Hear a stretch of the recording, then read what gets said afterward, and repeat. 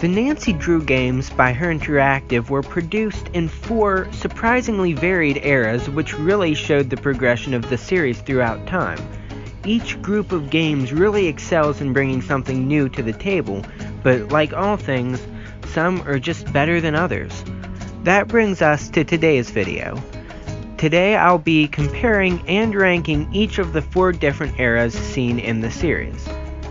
I've heard them referred to by multiple different names and definitions, so for the sake of this video, I'll be defining them as such. The first set of games, which would be games 1 through 9 in the series, is the Classic Era. Games 10 through 15 will be called the Renaissance Era. Games 16 through 25 are in what I am calling the Experimental Era, and the final era, which is games 26 to 32, will be referred to as the Modern Era. I have left Midnight in Salem and the Dossier games out of this list since they're so different from the others that it's really difficult to compare them, and they would be forced to get their own groups, and we can just stick them all in their own little group, and you can put that wherever you want. I don't know. I'm going to try to keep this ranking shorter because there's so many different variables here that I could really go on about this for hours without reaching a solid conclusion. As a result, there will probably be a few overgeneralizations where my summary of the era just doesn't match up with 1 or 2 of the games, but I'll try to cover as much of them as accurately as possible. For this ranking, I will explain why I think each set of games deserved the spot it got in my list, breaking down what the games do differently from those in other eras, and whether the changes made benefit or harm my overall opinion of the era. My opinions will, of course, not match up entirely with yours, so be sure to let me know what your favorites are down in the comments. Now, without any further delay, let's get into it.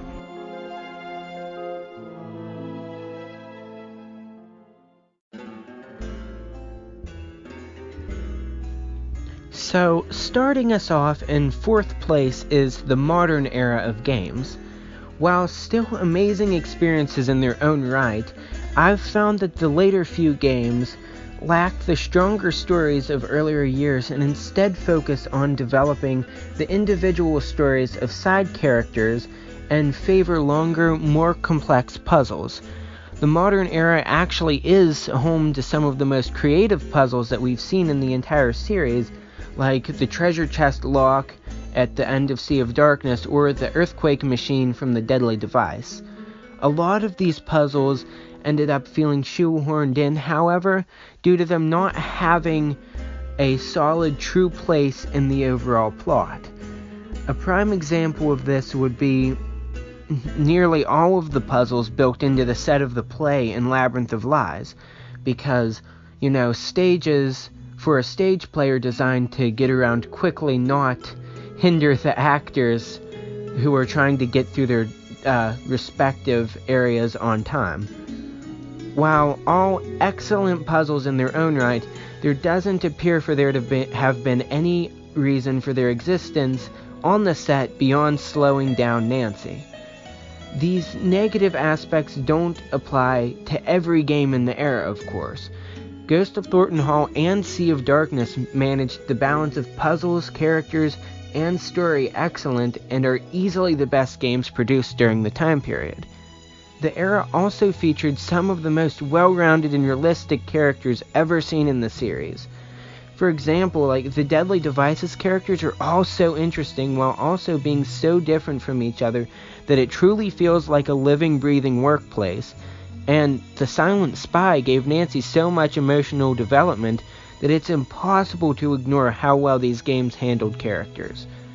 These are still great games, but they usually tend to be lacking in what most people look for in a Nancy Drew game. A solid, cohesive mystery with an interesting plot and a satisfying villain with believable motivations. That's the big one. Some of the villains in this game, or in these games, ended up not making a whole lot of sense.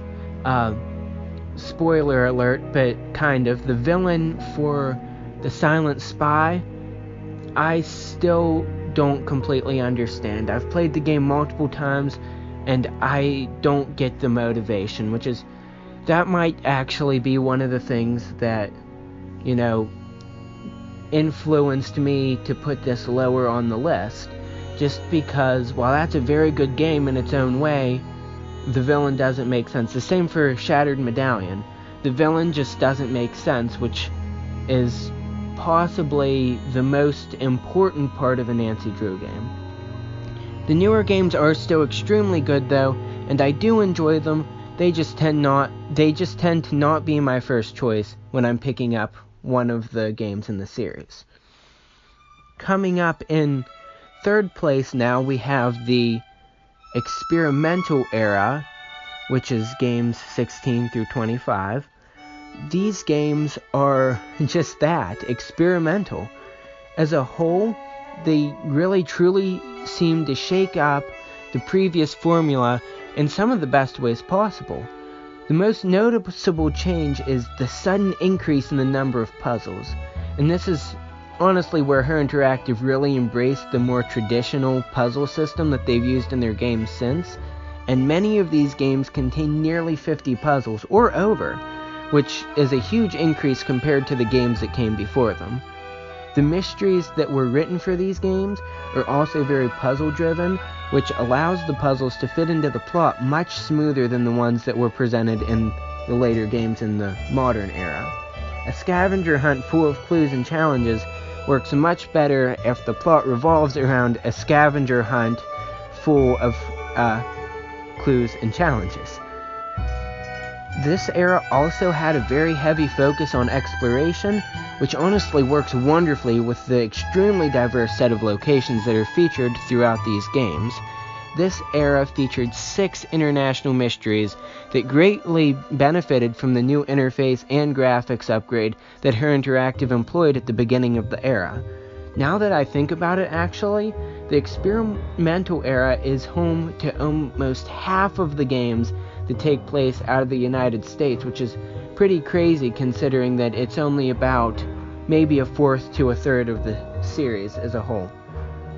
Her Interactive really did make some bold choices during this group of games, most of which turned out way better than anyone could have expected.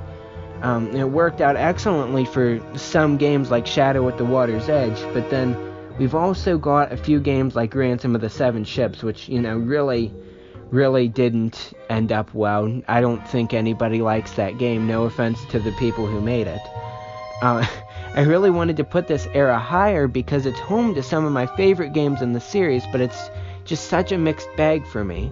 It seems like for every Warnings at Waverly Academy or Captive Curse, we also have a White Wolf of Icicle Creek or Haunting of Castle Malloy, which are not bad games in any right, but they're still not anywhere near my favorites.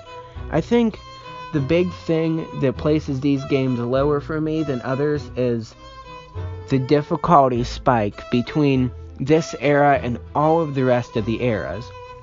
Of course, in the modern era was just as difficult as these games, but it had the little hint mechanic built in, where if you were stuck on a puzzle, you could find the solution. And the earlier games, I just felt like I understood them better, and I can get through those games pretty easily, and I don't think I've ever had to look up the solution to a puzzle in any of the earlier games or in any of the later games, but this set of games in particular is really difficult for me, and I don't know why. Specifically, White Wolf of Icicle Creek, Legend of the Crystal Skull, Haunting of Castle Malloy, and I'll go ahead and put the Ransom of the Seven Ships on there too. When I'm playing the games through in order, I always slow down around those games.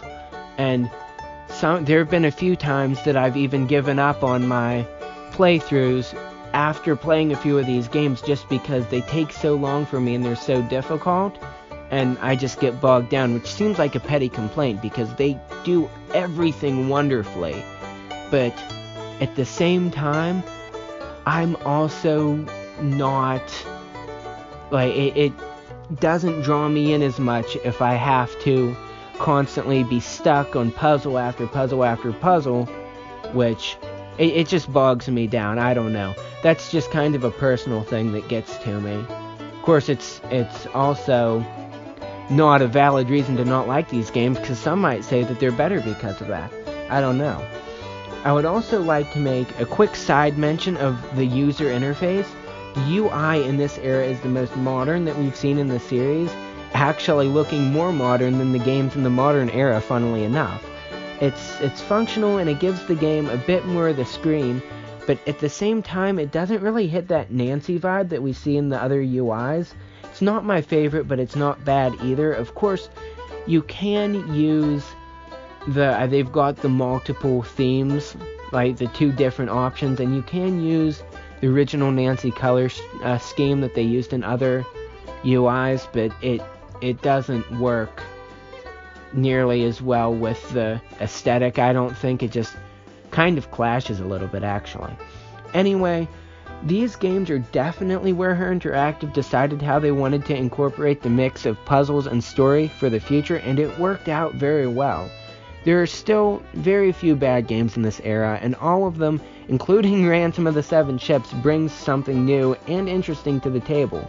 I strongly considered placing this era higher in the ranking, since it and the next group that I'm about to talk about are nearly interchangeable, but it just barely got beat out by our next entry. That next entry being the Classic Era.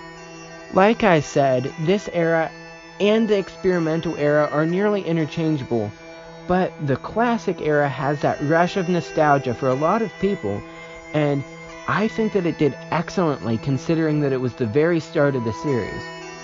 Most of the games in this era are excellent, and even those that aren't are still very, very good.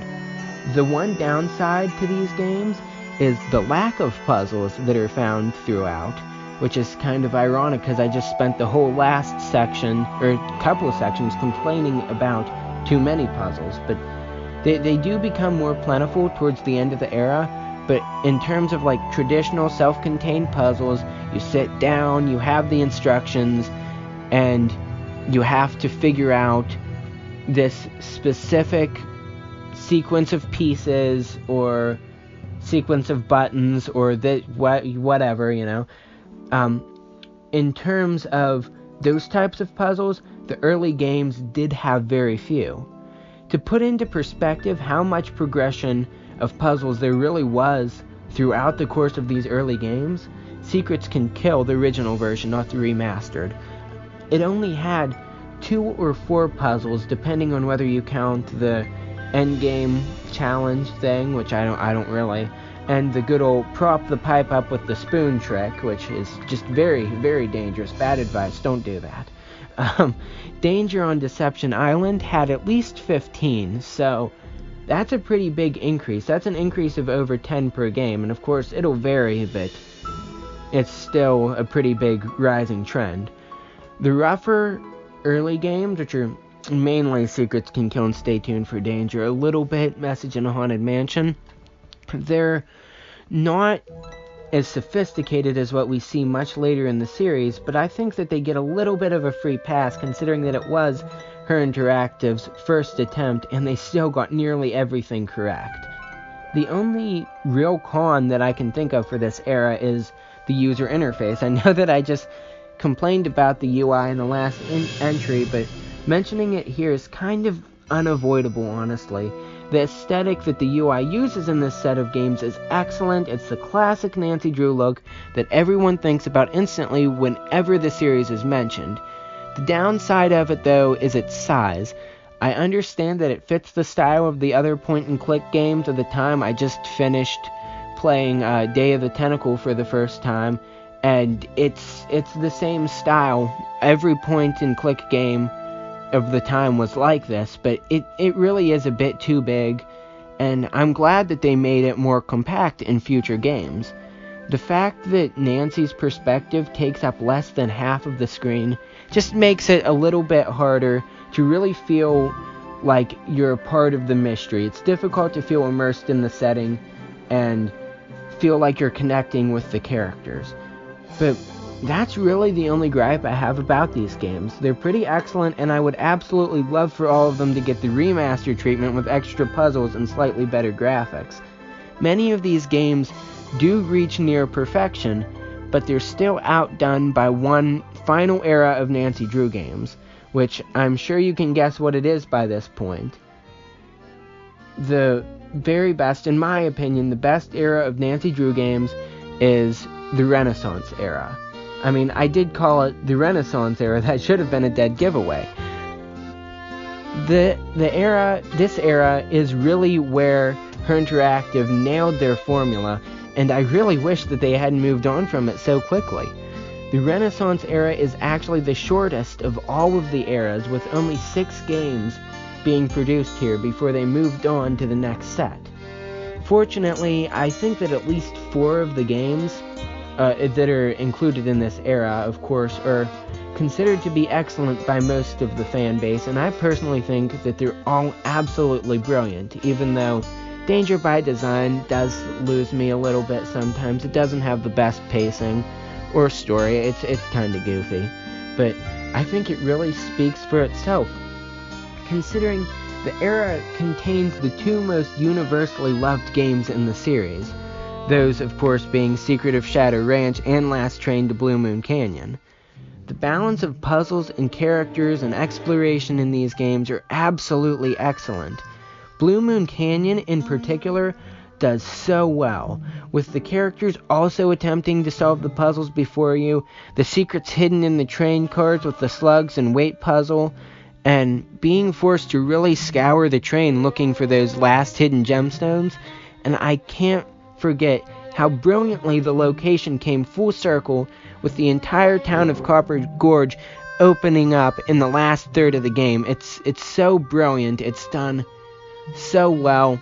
It could have been such a boring location, actually. It's so confined, but the characters and the puzzles and the way they pulled it off is so excellent that it really showcases what this era does best. And I didn't mean to make this whole entry into a full Blue Moon Canyon ad, but it really is the best example of how well this era excels in what it tries to do.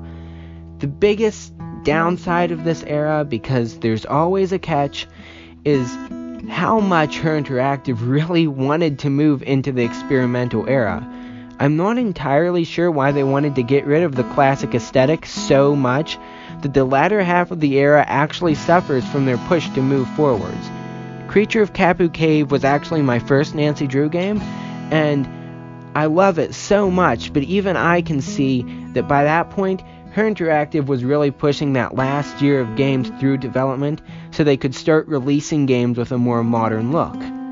Either way, I don't think anything will ever top these games in my mind. Maybe it's the nostalgia speaking, but I'm a firm believer that these are the best Nancy Drew games, and probably the best mystery games ever made, just in general. So what do you think? Which Nancy Drew era is your favorite, and why? I'd love to hear your thoughts and opinions down in the comments. Like always, a like and a subscription really goes a long way. It means a lot to me, and I really appreciate it. I've got a lot of new stuff planned for the near future, hopefully next week even, so be sure to check back then. Thanks, and hopefully I'll see you in the next one.